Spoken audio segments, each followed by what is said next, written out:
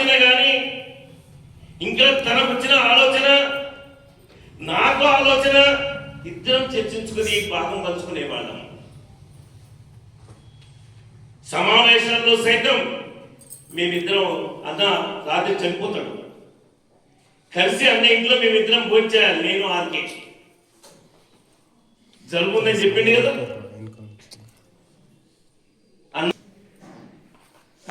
VP నువ్వు RK రాత్రి మన దగ్గరనే భోజనం చేయాలి, ఎక్కడే పడుకోవాలి అని చెప్పిండు. చివరి మాట, చివరి చూపు. అంతేకాదు తనకు ఏ చర్చ అయినా మేము బాగా మార్చుకునేవాళ్ళం. ఎందుకంటే అన్న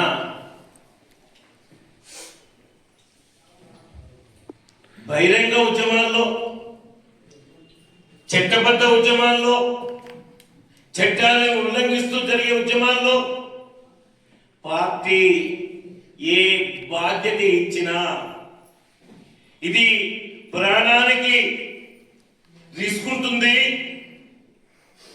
ఈ పని చేస్తే ఇంటికి వచ్చే వరకు కూడా నమ్మకం ఉండదు అనేలాంటి రిస్క్. ఒక చిన్న మాట చెప్తా నేను. ఆయుధాల్ని సేకరించుకోవడం కోసం ఒక రాష్ట్రానికి వెళ్ళాలి, భాష రాదు, పార్టీలో ఇంకోటి నిందించలే, నేను వెళ్తారా అని అంటే నేను సిద్ధము అని చెప్పేసి పోయాడు. తెచ్చిండు. మరికొకసారి ఆ ఆయుధాలు తేవడానికి పోతే ఎన్కౌంటర్లో కాల్ చేశారు కామ్రేడ్స్ ని, ఖమ్మం ఇల్లు కామ్రేడ్స్ ని. ఆ శవాలను తీసుకురావడానికి అన్న తెగించి వెళ్ళాడు. అంటే తనకు ఒకటే ఉంది, ఈ దేశంలో నా కుటుంబం భాగం, దేశం బాగుపడితే నా కుటుంబం బాగుపడుతుంది, నా కుటుంబం కూడా అందరితో సమానంగా ఉంటుంది అని నమ్మిన అన్న. అంతేకాదు పార్టీలో, దళాల్లో పిల్లల్ని అంటే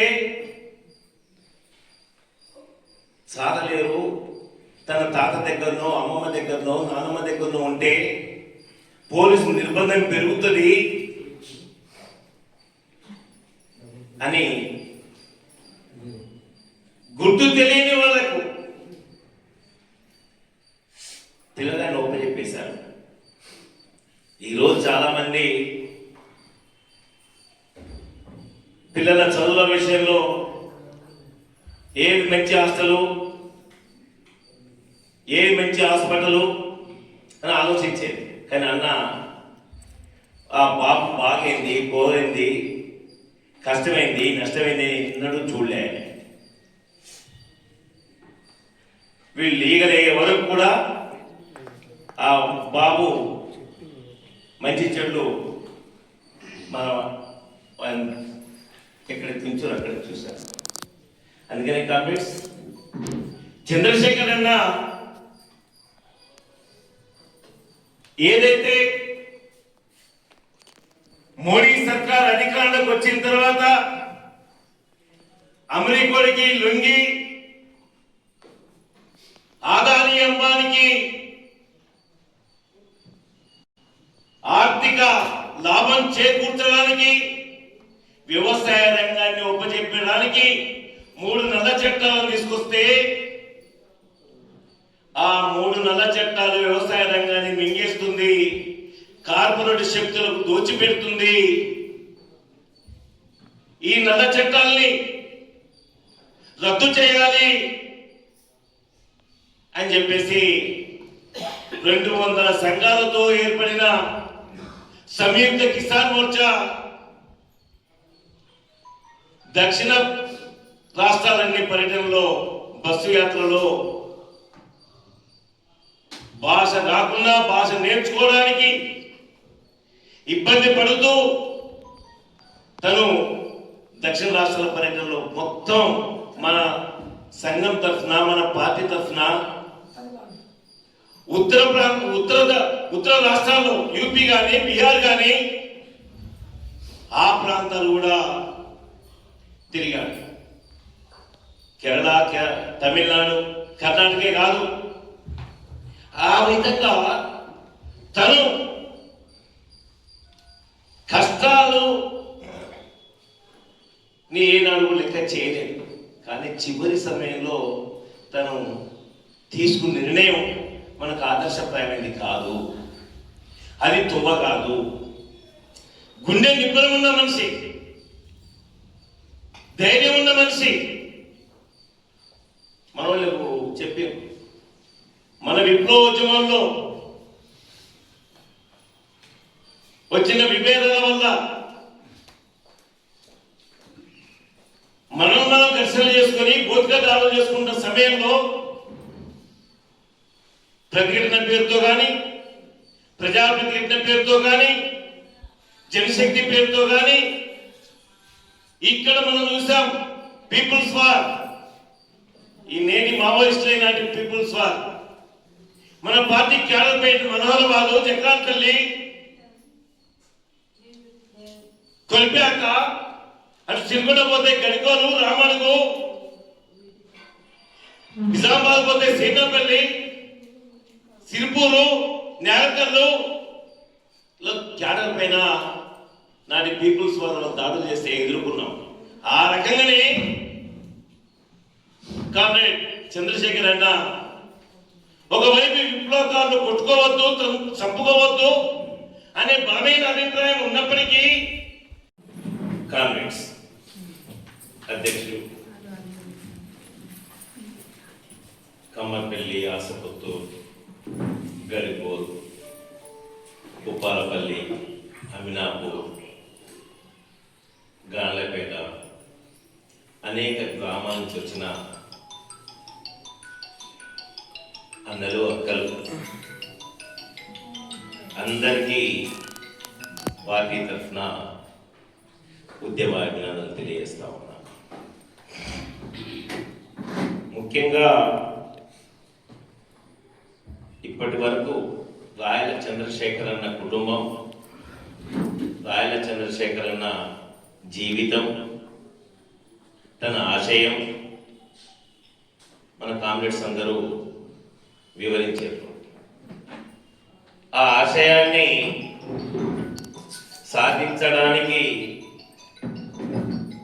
మనం ఏం చేద్దాం, ఏం చేయాలి, అసలు ఆశయం ఏంటి అనేది కూడా మనం ఆలోచించాలి కామ్రేడ్స్. ముఖ్యంగా ఈ రోజుల్లో మన పిల్లల్ని ఏ డాక్టర్ చేద్దామా, కలెక్టర్ చేద్దామా,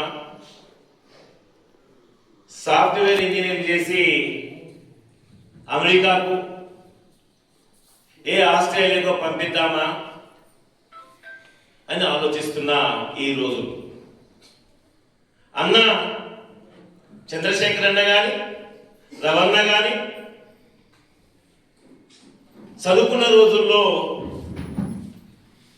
ఆనాటి యువత కూడా ఈ దేశానికి ఏం చేస్తే నాకేం వస్తుంది, నేను ఏ సర్కారు కొలువు చేసి సుఖ జీవితాన్ని అనుభవించాలి అని ఆలోచిస్తున్న ఆ రోజుల్లో కూడా మరి రవణ డిగ్రీ కాగానే నక్సల్బరీ ఉద్యమ స్ఫూర్తితోని అసలు నక్సల్బరీ ఉద్యమం ఏం చెప్పింది, ఆ నక్సల్బరీ ఉద్యమం ఏ సిద్ధాంతం మీద ఆధారపడి ఉంది, మరి రవణ దాన్ని ఏ విధంగా అధ్యయనం చేసిండు అని చెప్పేసి చూసి ఆ రోజు నేను నా కుటుంబం కోసం పరిమితం కాదు, ఈ దేశంలో అగ్రకుల పెత్తందారి మనువాద అణిచివేత విధానాన్ని వ్యతిరేకించాలి. కులాలు మతాలు లేని సమాజం కావాలి. అందరం గౌరవంగా బతకాలి.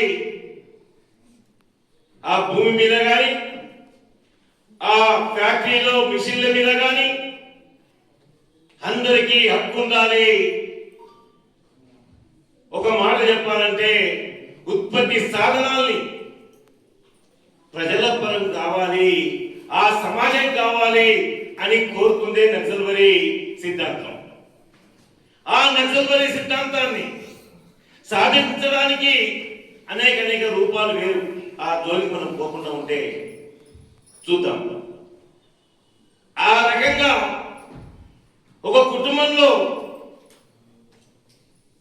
ఆ కుటుంబం 2-3 తరాలుగా ఆ గ్రామం, ఆ ప్రాంతం నైజాం సర్కారుకు వ్యతిరేకంగా ఏదైతే ఉద్యమం కొనసాగిందో, మరోవైపు పక్కనే ఉన్న విజయవాడ కానీ, పక్కనే ఉన్న ఆంధ్ర ప్రాంతంలో కానీ బ్రిటిష్ సామ్రాజ్యవాదానికి, తెల్లదొరలకు వ్యతిరేకంగా జరుగుతున్న ఉద్యమం, దాని ప్రభావం,